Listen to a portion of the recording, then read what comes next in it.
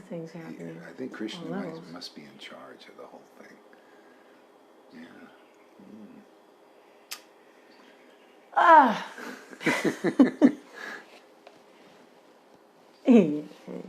Talk about. Just as one is immediately frightened, this is Lord Chaitanya speaking again. Just as one is immediately frightened upon seeing a live serpent, or even the form of a serpent, one endeavoring for self-realization. See, endeavoring, that's a key word there, huh? See, endeavoring. So you see, the Lord is very precise in these words. See? Just like when he says in Bhagavad-Gita, if you don't have not this love for me, see, that's the loving service, then follow the rules and regulations and develop a desire to attain me. In the purport, Prabhupada says, should always engage the mind in the service of the Lord, so the enemies of the mind will be subdued. If the mind is not engaged at every moment in Krishna, there's a chance one will give way to the enemies. Yeah, but you see, and that's very, how many people can just, I've seen what happens if people are driven crazy. I've seen many devotees, Hare Krishna, I don't want to think about it, I can't think about it, and they end up freaking out. You ever seen that? Flip out, man.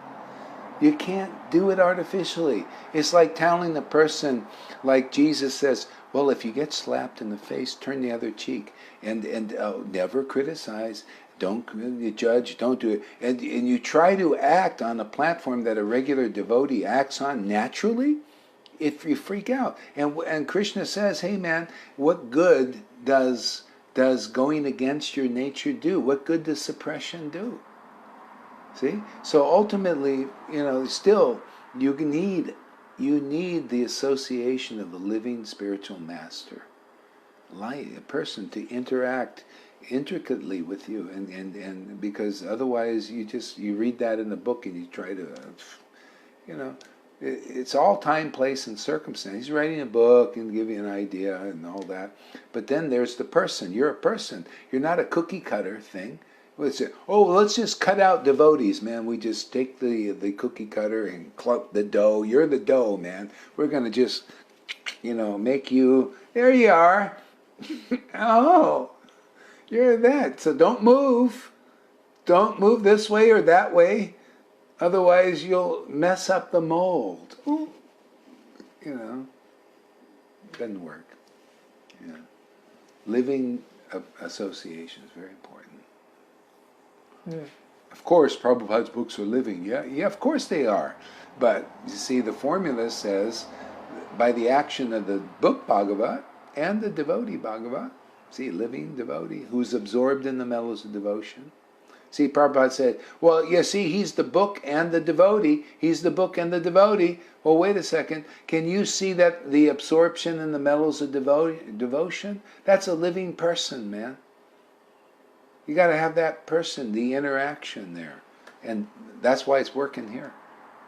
Because we got them both. And the Ritviks can say all they want, we got Prabhupada's books, but are they more or less where they were? Have they, more or less, maybe even sometimes more mean and more angry? Worse. Worse. Yeah. Where are they going? That's proof in itself, man. Yeah, here people are coming here and they're coming up getting purified and ecstatic and happy in the heart and, something's going on here. There's progress here. A lot of it. And the same thing. Are these gurus and their followers more or less in the same place? Are they any much different? Do you think?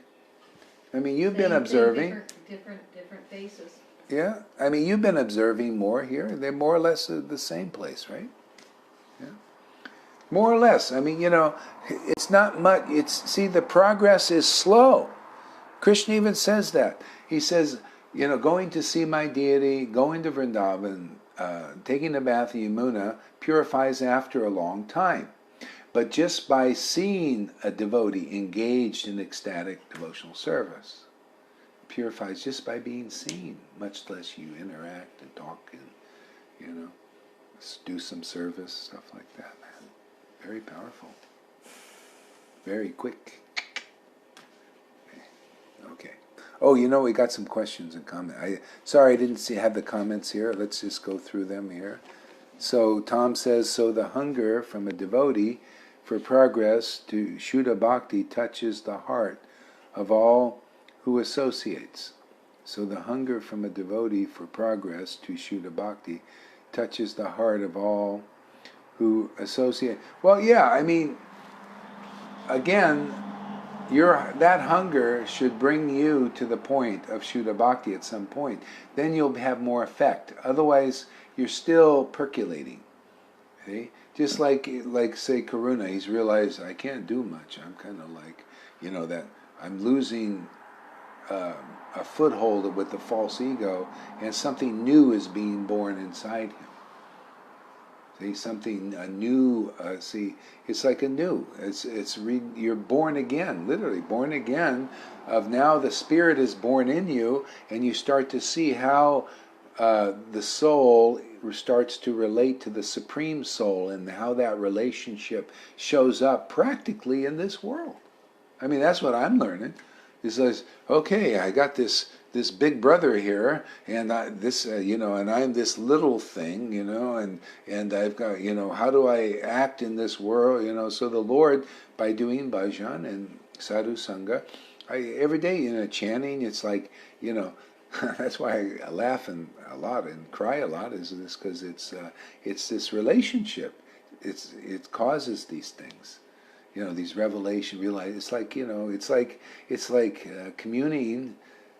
It's like having your your beloved it's like opening your bedroom up to the world. That's what it actually is. But you see, if you do that in this world, it becomes sinful, and it's bad taste and all that. But actually, there's no fault in that. That's what the Lord did, is showing it's really purifying. It's really wonderful, because there's no fault in it. There's no fault in him and the gopis having intimate exchanges. It's what we're built for, such intimacy. But people in the world, think it's bad, and all these things. Oh, because if we do that, it's really bad. No, but when the Lord and his devotees are intimate, it's not like the sex of the world. It's a pure thing.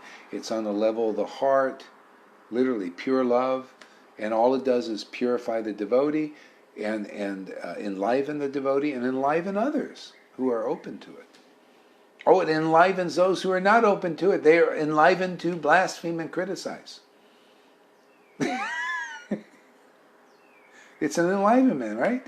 Do you ever notice that? People, when they see this kind of thing, they just can't wait to come out, and they're enlivened to criticize devotees, right? Don't I? Oh! See, it's an enlightenment. Yeah. To either praise or blame it. What do you think there?